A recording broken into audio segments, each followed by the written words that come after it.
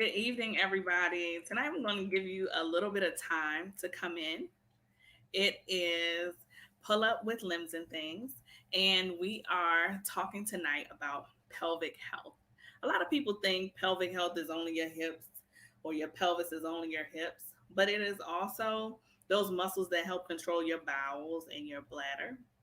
And so tonight we'll be talking to Dr. Tieya Qualls. She is the owner and physical therapist of Quality Touch Physical Therapy and Wellness. She is a fellow mobile physical therapist in the area, and her main focus is helping people to know how to use their pelvic floor muscles to the best ability so that as you age, you can still continue to operate in your best method of using the bathroom and bowel and bladder using the bathroom.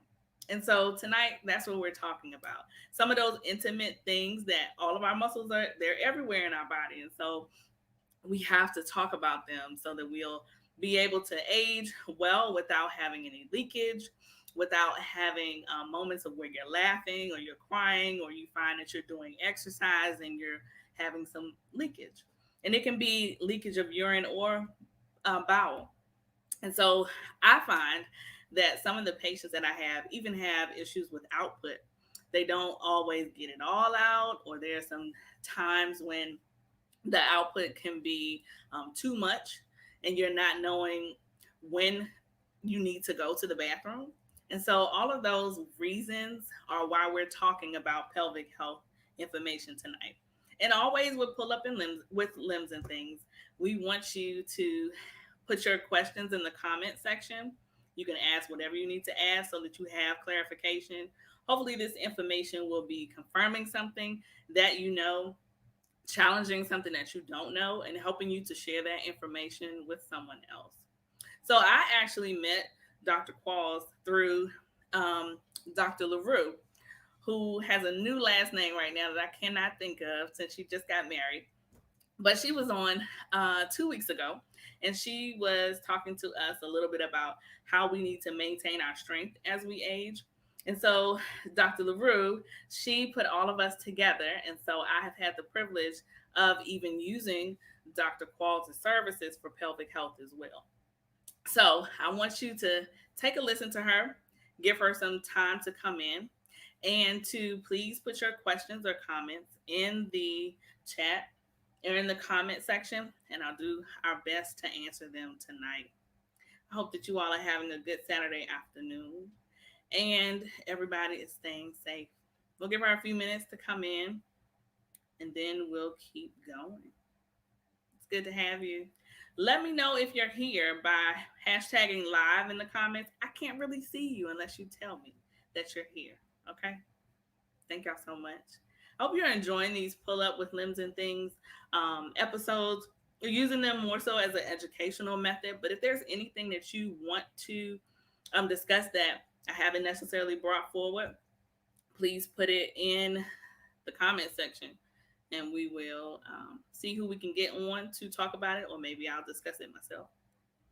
All right. I see some questions coming in, and I will let her answer those questions because I think the expert needs to answer those. So, again, my name is Dr. Chanel James. I am the owner of Limbs and Things Mobile and Telehealth Practice. I serve aging adults in DC, in Maryland, and in Virginia. And I do accept Medicare Part B and TRICARE as well as private pay.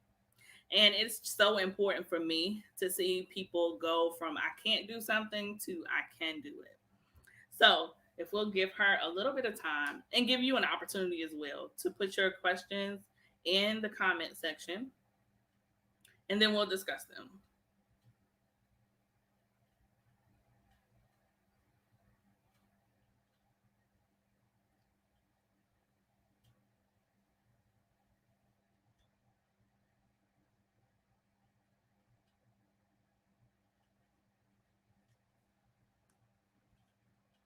So I know that there are sometimes that people who are pregnant, there are people who have hysterectomies, and we always think women need pelvic health physical therapists or pelvic floor physical therapists for those reasons. But men do as well. As your prostate changes as you age, if you're finding that you aren't able to control your bladder or hold it as long, that's a reason to see a pelvic floor physical therapist as well. So let me give her a little bit more time, and then we'll go a little deeper. Let's see.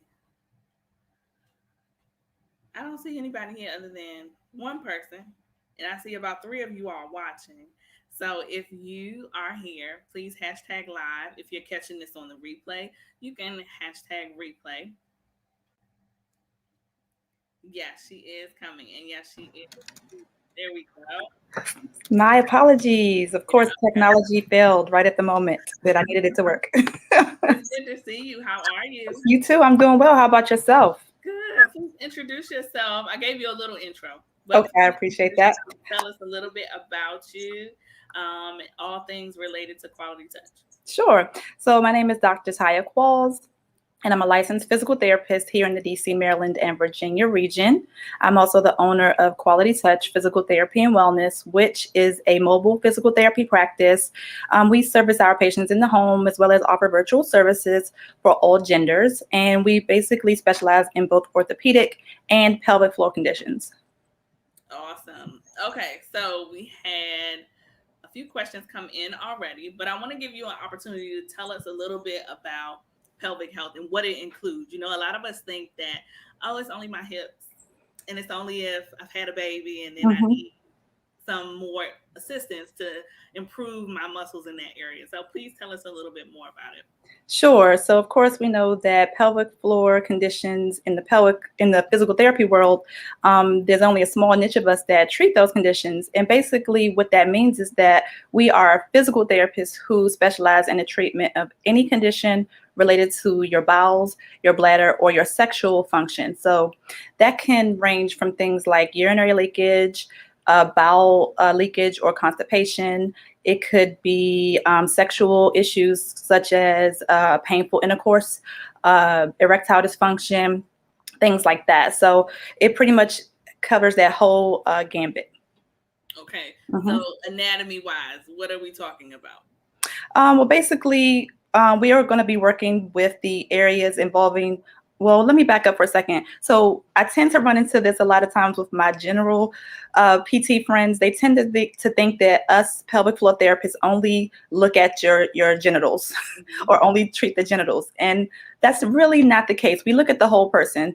Typically, I'm going to find that I'm going to be assessing the low back, the hips, the abdomen, as well as doing an external and or internal assessment of the genital region for those that identify as male, female, or other. Thank you for that clarification. Okay, so anything else you want to share before we get into questions about what you do specifically and who you help? Nothing specific at this point. I'm sure something will come up, so we can jump right in. Okay. Again, if you have any questions that you want answered, please put them in the comment section and we'll do our best to answer them. Here we go. Why does it seem like women cannot hold their bladders? So did you want me to go ahead and answer that? Sure. Okay. So first thing I will do is gently correct Brandon and say it's not just women who may deal with difficulty holding their bladder. It's all people can have that at any point in their life. I'll speak specifically to those that identify as women and say that oftentimes there could be things related to postpartum, the postpartum period where there may be more weakness of the pelvic floor muscles. There may be tightness sometimes of the pelvic floor muscles. People tend to think that when they are leaking, for instance, that they have to strengthen all the time. And sometimes, or most times, there's a combination of things that we're doing because the leakage can actually be coming from the fact that the muscles are too shortened, meaning that you're asking muscles that are already tight to do more work and they just can't quite get there. So we may have to lengthen those muscles and then strengthen them. There can be issues with coordination of the muscles. So they may not necessarily be weakened from a standpoint of what we know as weakness, but there may be issues with the timing of when those muscles learn to turn on and off. So there actually can be a plethora of reasons. So it's not quite as cut and dry, but I hope that answered your question. Good. Okay, so tell us if you are going throughout the day and you have, say, a couple of times that you go to the bathroom. What's considered a normal amount of times to go to the bathroom for men or women? So across the board, we're going to typically expect that people will not have to use the restroom no less than every 4 hours and no more than every 2 hours. So we tend to, when I see patients who have urinary frequency, is what we call it, we tend to try to work within those parameters. A lot of things, and I might be getting ahead of myself, but I'll just say a lot of things can contribute to urinary frequency. So when we see patients who are experiencing that, we'll be looking at, what does their diet look like? Are they drinking or eating bladder irritants, things that kind of make the bladder a little fussy?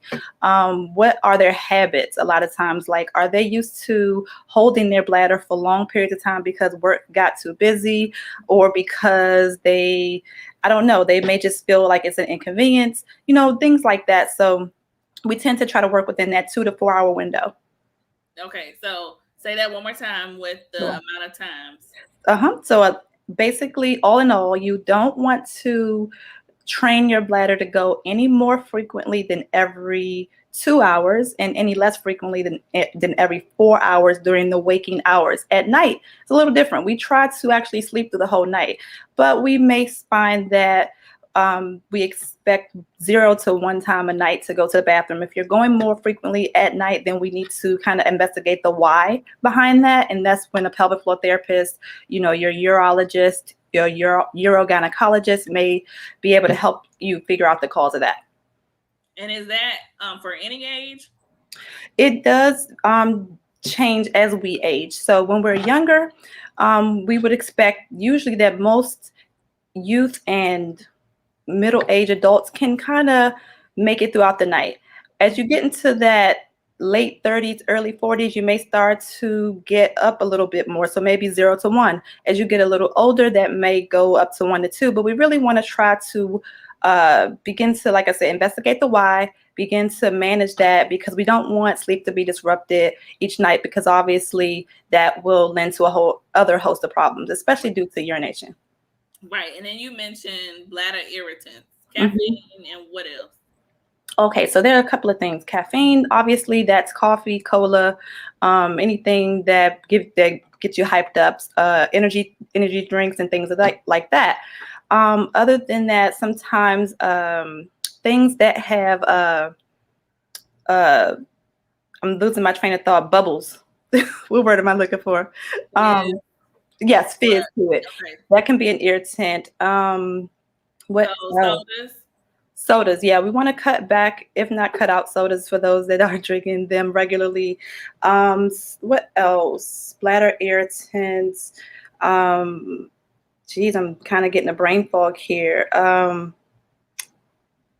Excuse me, Facebook community. I kind of got thrown off a little bit. When I think of it, I'll get back to you with that. But the biggest one that I'm thinking of right now is obviously caffeine. So that's a huge one. So we want to cut down or cut out, especially if you are finding that you're going very frequently. We want to start working on the reason why. And what we do is, because of course we know people like to drink coffees, teas, and things like that. Right. So we want to kind of give you a period to maybe take that out for a little bit and then slowly introduce it just to see if that helps. Oh, spicy foods is another one. Some people have an irritation to things like chocolate, things like that. Things that are inflammatory in nature, those can be things that your bladder just doesn't like, and it causes the bladder to kind of overact a bit. Got it. Hmm. You got it. It came back to you. Yeah, I know, right? I'm just like, I know there's a couple of things there. Um, if I've been limping when I walk, what can I do if it's related to pelvic health? When I've been limping, well, that's kind of general, so it's a little difficult to say what that limp was coming from. Right. It's So, always we got to find the root cause of yeah, it. I'm trying to think of. Could you have any more information for me, Brandon, Yeah. just to give me an idea of what was causing that limping?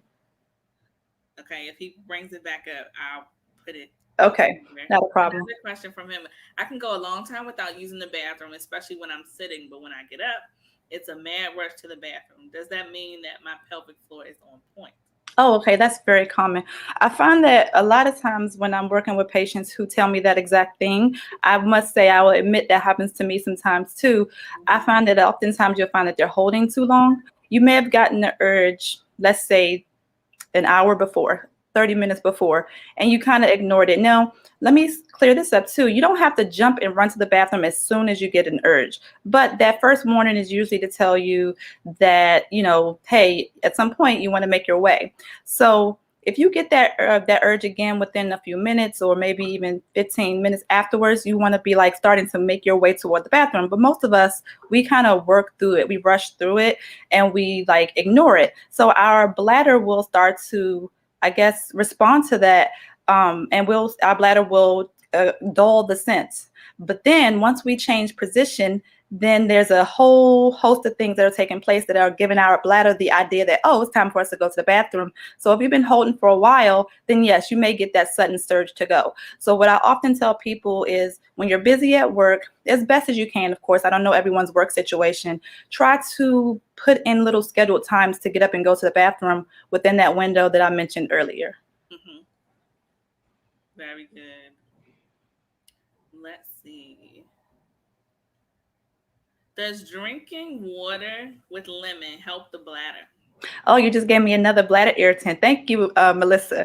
So another irritant is citrus. So citrus things, oranges, lemons, things like that. That I can't really say that it's something I'm like, oh, you definitely need to put lemon in your water. What I'll say is actually, if you're putting citrus in your water and you are someone who has urinary frequency, for instance, that may be causing you to want to go more. So you may not want to use those things in your water. For someone who is not experiencing that, the lemon water can be fine. But I wouldn't necessarily say it's something that you have to put into your repertoire of your bladder toolbox, so to speak. Okay. Can pills be a bladder irritant? Can pills? What kind of pills? Medications, I guess. Certain medications can irritate the bladder, so that does depend on what they are. So supplements, certain supplements like B vitamins, I want to say B complex or B12, that can irritate the bladder and make you want to go more frequently. You tend to see, at least for myself, those supplements that may change your urine color. They tend to be the ones that do make you want to go. So just keep that in mind. When you're taking supplements, of course, you want to follow whatever your physician or prescribing practitioner recommends, but make sure you're drinking enough water to kind of flush out those supplements as well. Got it. Mm-hmm. Okay. So far, this is really good. I am getting a lot of information that I should share with some people that I see. So thank you for everything that you've shared thus far. If you're watching us and you have a question that hasn't been answered, please put it in the comments and we'll answer that as well. Another question for you, as people get older, men in particular, and they have issues with their prostate that is pushing possibly on their bladder, are there any tips that you can provide that might be beneficial? That's a good question. So yes, as men or people that identify as male biologically, as they age, they will tend to have to monitor their prostate health quite a bit. So that typically looks like getting the prostate checked by your physician, but also looking at the quality of your urine. So a lot of times, sometimes we don't find that men will go to the doctor as much or pay attention to those things. But what we want to look at is your urine stream narrowing or dulling down? Like, is it not as strong as it used to be? That can be an indicator that there may be some enlarging of the prostate, which we want to, get that checked out right away. If there are changes with the erection quality, that can also kind of play into that prostate realm. So you want to also, again, get that addressed by your urologist usually. Your primary care may also identify it, but usually a urologist is going to be the point person for that. Sometimes back and hip pain can play into that. Those won't always be the obvious signs because we know that back and hip pain can come from a lot of places, but typically I would say the painful ejaculation, the narrowing or the slowing of the stream, those are typical signs associated with that prostate changing in some way. Very good. Mm-hmm. You have another question here. Is erectile dysfunction common among all men? I won't say all because, of course, we everybody's different. It can be common as we age, or not we, because I am not a male, but as they age, Yeah. it can become common. And again, like I mentioned before, that's going to vary from person to person.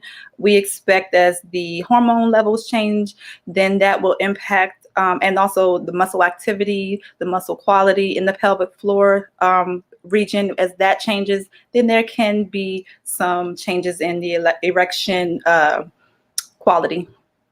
So let's talk about pain, because everybody comes to physical therapists usually for pain. Mm-hmm. Pain in this area, what can you do for that? For pelvic pain Yeah. specifically? Hmm. Sure. So let's say I get, and is this specific to men or Anyone you can. anyone? Okay, good. So if I get a patient who comes to me with pelvic pain, there are going to be a couple of things I'm going to do. So first of all, we're going to do an initial evaluation. And what that's going to look at is basically your movement of your different parts of your body. So I'm going to typically key in on the low back, the hips, as far as joint mobility. I'm going to also look at your walking patterns just to see if anything sticks out. I'm going to look at the flexibility of your muscles. That's another thing. Your hip muscles in particular, your abdominal muscles, your back muscles. We want to look at if those muscles are too shortened, because that can often play into pelvic pain, just because of the attachments on and around the pelvis. That's that bony area in the center of our body. Other things that I'm going to look at would be the quality of how those soft tissues feel. Are they feeling tight or taut? Are you responding in pain when I touch those areas, or tenderness when I touch those areas? Then for those that identify as female, I'm going to do an external and an internal vaginal assessment where I touch the musculature. I'm going to ask you to do a series of movements if you're able to. Some people are familiar with how to move their muscles. They're commonly called Kegels. We're trying to step away from that and call them pelvic floor muscle contractions. But we're going to look at your ability to contract the muscles, your ability to relax the muscles, and then, of course, the ability for those muscles to elongate.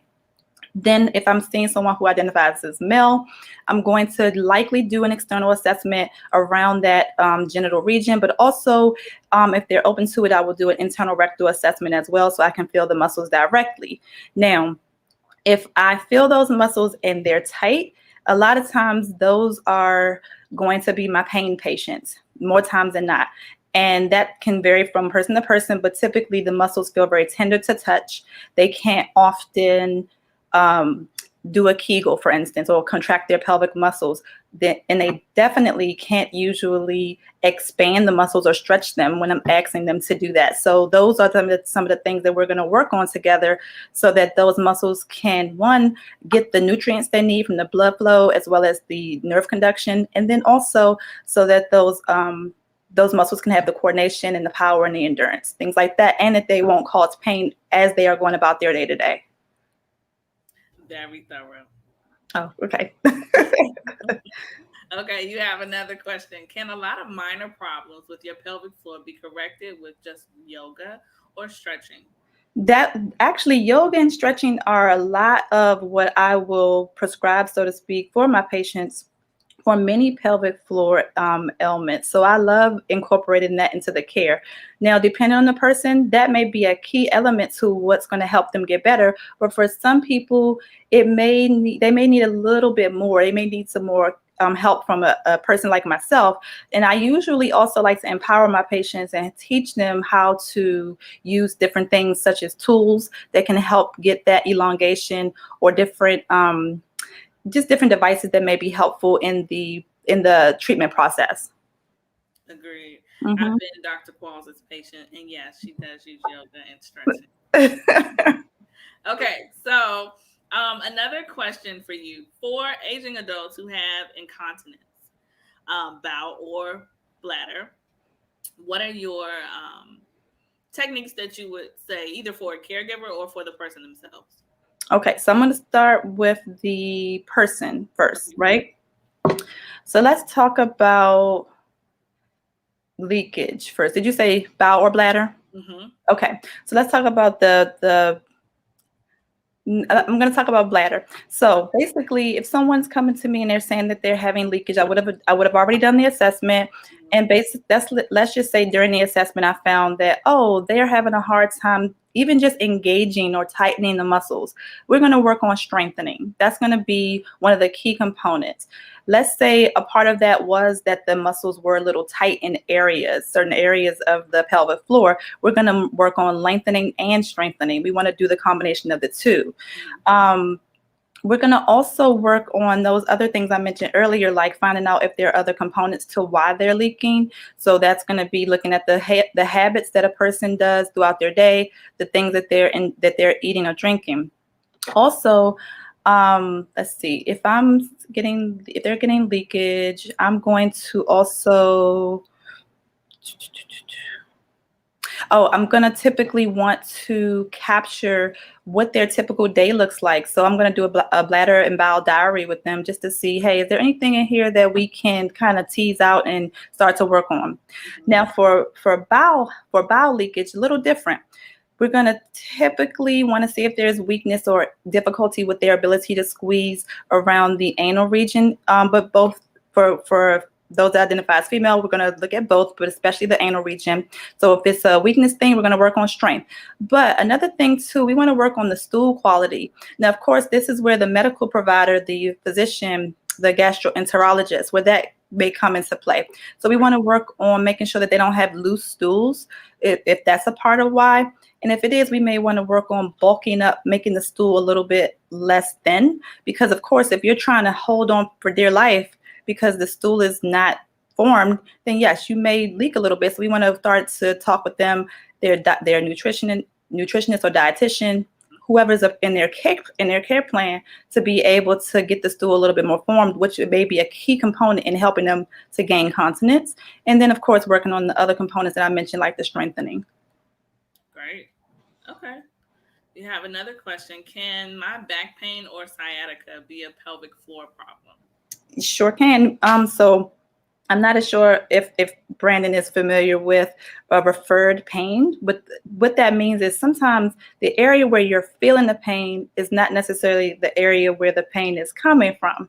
So when physical therapists do an assessment, we're going to be asking you a series of questions and doing a series of assessments to see where is that pain coming from. And a lot of times with the pelvic floor, that pain pattern in the back can actually be coming from the pelvic floor muscles or soft tissues.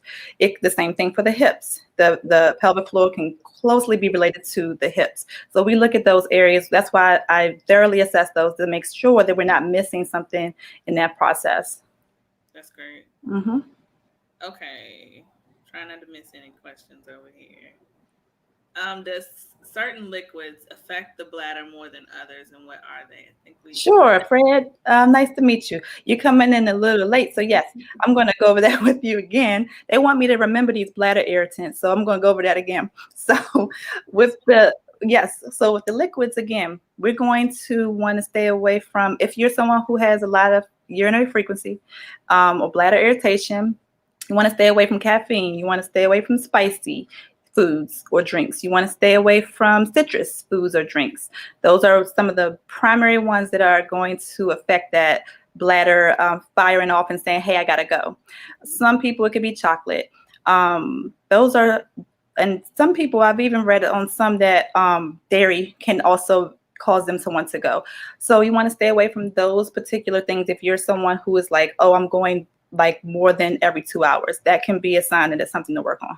Now, is that bowel and bladder or just bladder? That's mainly for bladder. Okay. Mainly for bladder. Are there any different irritants for bowel? I want to say spicy foods for sure. Caffeine can be a trigger for someone to have looser stools, depending on what's going on with their bowel health, and also if they are drinking in excess. But for those with constipation, that could be a whole nother thing because that may help them to go. So with bowels is a little different. Any like alcoholic drinks or what was the other one I was thinking of? Fatty foods. Definitely alcoholic beverages. They are bladder irritants. So you ever notice that if you drink a glass of wine or you have a beer or something, then you probably have to go within the next couple of minutes or so. And that's because that will trigger your body to want to, process very quickly. And then yes, you'll have to go. So again, not in, and I don't want people to be like, oh, I can't enjoy these things. It's not for the average Joe. It's more so for people who are experiencing those bowel and bladder symptoms.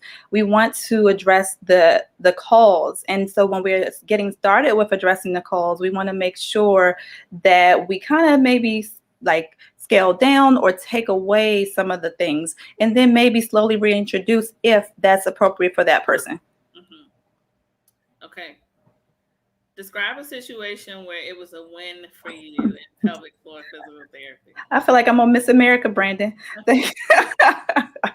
A win for me, actually, I don't think I have one, but I'll say honestly, a win for me is usually when I hear people tell me that they can do the things they weren't doing before. So for many of us who don't deal with bowel and bladder symptoms, we don't know what it's like to be able to hold your bladder for a length of time. That may not be a big deal to us, but for someone who's been struggling to hold their bladder and they've been leaking when they run, they've been leaking when they cough, laugh, or sneeze, that can be like huge. So when they tell me, oh, I'm not leaking as frequently as I used to, or I'm not leaking at all, that's a huge win. When people tell me for pain, for instance, oh, I can enjoy sex again, I'm not having pain, I'm not dreading it, then yes, that's a win for me. So those are things.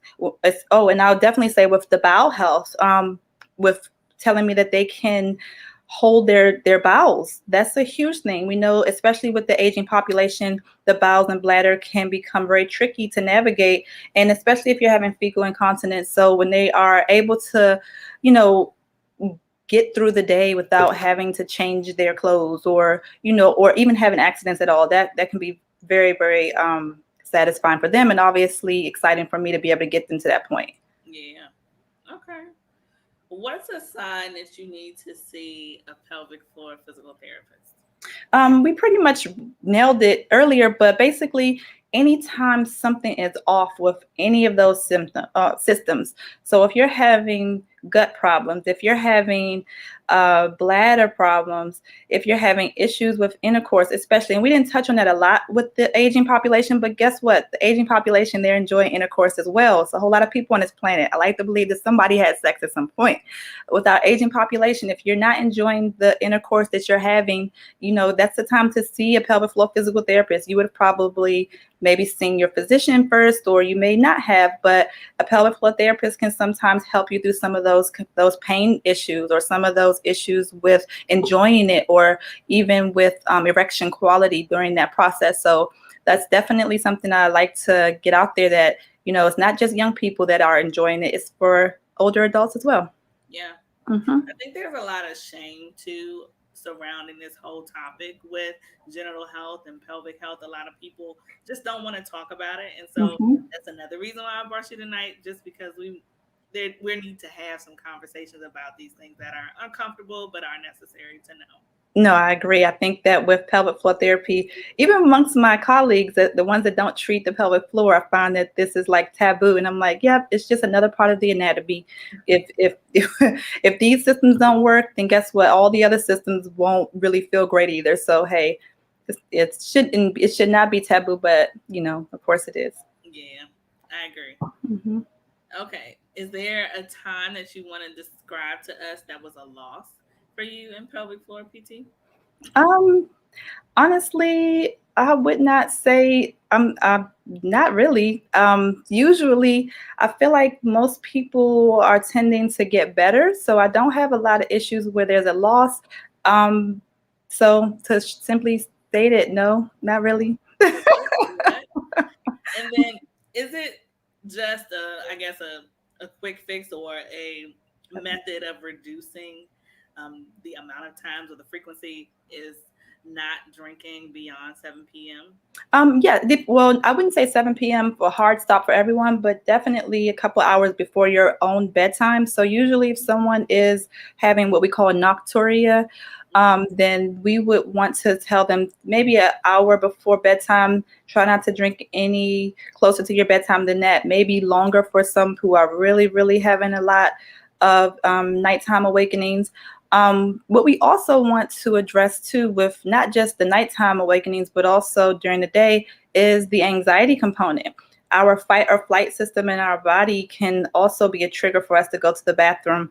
Right. And so when people are having issues with that nighttime awakening, I may have them, if they're open to it, do some mindfulness activities. And that could be like deep breathing, for instance. That could be journaling right before bed just to clear their head a little bit. Just depends on what's mindful for them. But that's another huge one as well. That's great. Okay. Well, I appreciate all of the information that you shared tonight. It's been very helpful. And I know that it can help someone who's been watching tonight. If you could give us three things as a takeaway, what would you say they would be for aging adults and for those who are possibly seeing these changes in someone that they know? And then how we can get in contact with you. Was that too much Sure. of one comment? No, I think I got it. Okay. The three things, the major things I would say is one, you don't have to suffer through anything. So whether it's pain, whether it's leakage, whether it's constipation or urinary retention, you don't have to suffer through it. That's a myth that, for instance, the elderly population or aging adult population, they'll just leak. That's common. You should ignore it. So that's one thing. You don't have to suffer through it. Two other takeaways is that even if it's been years, for instance, that you've been having an issue, it's never too late. It's never too late. It may not be that you may get totally cured, so to speak, but maybe you'll have some major improvement, some wins of your own. And the third takeaway is that, let's see, takeaway is that one of the things I tell people all the time is you have to do your homework. If you're seeing a pelvic floor therapist, or any physical therapist, please do your homework, folks. Right. Please don't just let us see you if we're coming to you, or you just come to the clinic, because you're not going to likely get the outcomes you want. So you got to work with us because we're a team. That is so true. And I appreciate all of the things that you've shared. And I think it's been a great method for us to know that these things should not just be things that we don't discuss, but Right. things we should bring up. How can we get in touch with you if you are interested in orthopedic or pelvic floor PT? Sure, you can reach me at qualitytouchpt.com. You can also find me on all social media platforms at qualitytouchpt. And you can actually give us a buzz at 301-246-2353. Awesome. Okay. Thank you all so much for watching. And if you are an aging adult and you need physical therapy, you can contact LimbsNThings also. The information is down at the bottom of the screen. But thank you all so much for joining. Thank you, Dr. Qualls. I Thank appreciate you. everything. And I hope everything continues to go well. There is a comment over here. I'm trying to catch it. That's just for you. Oh, thank you. I All think that was my biggest fan. right. Thank you all so much. And again, if this information has helped you, please share it with someone else. We hope it has been confirming something that you know, challenging something that you don't know, and give you an opportunity to share that information with somebody else. Have a good evening. Bye. Bye.